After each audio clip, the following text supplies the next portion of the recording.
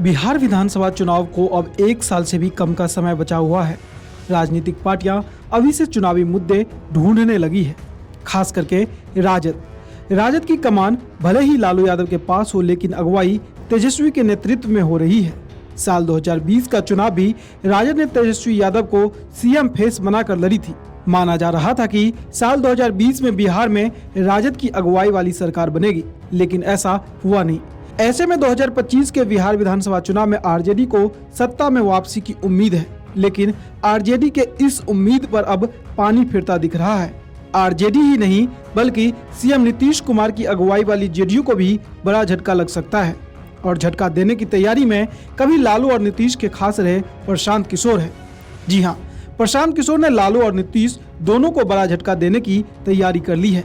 वो पिछले 2 सालों से बिहार की गलियों में घूम घूम कर लोगों से सीधा संवाद किया, फिर तय रणनीति के तहत जन स्वराज पद यात्रा को राजनीतिक पार्टी बनाया।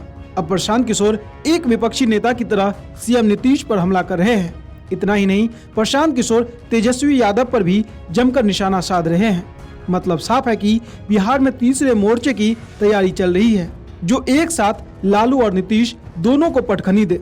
बिहार में तीसरे मोर्चे की बात और लालू नीतीश को पटखनी देने की बात हम नहीं कह रहे हैं, बल्कि प्रशांत किशोर की रणनीति बता रही है। जन स्वराज को राजनीतिक पार्टी बनाने के ऐलान के साथ ही प्रशांत किशोर हर उस मुद्दे को उठा रहे हैं जो इस बार यानी कि 2025 के चुनाव में विपक्षी दल यानी आरजेडी का मुद्दा हो सकता है। बात चाहे शराबबंदी की हो या भूमि सर्वे की या फिर स्मार्ट मीटर की, प्रशांत किशोर इस मुद्दे को जोर शोर से उठा रहे हैं। इसके अलावा पीके ने अपनी यात्रा में बेरोजगारी को पहले स्थान पर रखा था। गांव-गांव में संवाद के दौरान पीके लोगों से अपने बच्चों की शिक्षा, रोजगार को ध्यान में रखकर वोट गिरने की अपील करते रहे हैं। रोजगार के लिए युवकों को बिहार से बाहर जाने के लिए लालू नीतीश को जिम्मेदार ठहराते रहे हैं। बता दें कि ये वही प्रशांत किशोर है जिन्होंने साल 2015 के विधानसभा चुनाव से पहले लालू और नीतीश को एक मंच पर लाकर सबको हैरान कर दिया था। हालांकि तब पीके बतौर रणनीतिकार राजनीतिक पार्टियों के लिए चुनावी कैंपेन तैयार करते थे, लेकिन अब खुद बिहार में सियासी जमीन तलाश रहे हैं। ऐसे में पीके ने साल 2025 का बिहार विधानसभा चुनाव 3S यानी शराब, सर्वे और स्मार्ट मीटर के मुद्दे पर लड़ने का दम भर रहे हैं।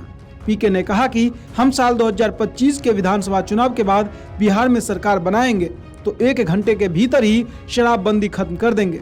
उन्होंने कहा कि शराबबंदी सिर्फ कागजों में है, जमीनी हकीकत यह है कि शराब की दुकानों को बंद कर दिया गया है, लेकिन होम डिलीवरी धड़ल्ले से चल रही है।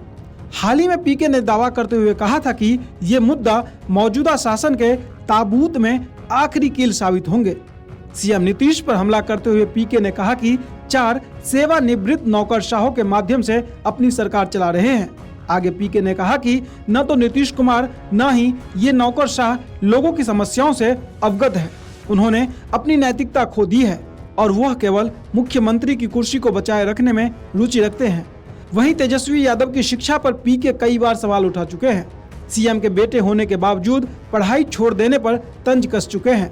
पीके ने एक प्रेस कॉन्फ्रेंस के दौरान कहा था कि 9वीं फेल बिहार के विकास का रास्ता बता रहे हैं। जिस बच्चे के माँ बाप मुख्यमंत्री रहे उसने 10वीं नहीं पास किया। ये दिखाते हैं कि शिक्षा के प्रति उनकी क्या सोच है। जो व्यक्ति 9वीं फेल है वो बिहार के विकास का रास्ता बताने का दावा कर रहे हैं, जिसको यह नहीं मालूम है कि जीडीपी और जीडीपी ग्रोथ क्या है। वो आदमी बता रहा है कि बिहार में विकास कैसे होगा।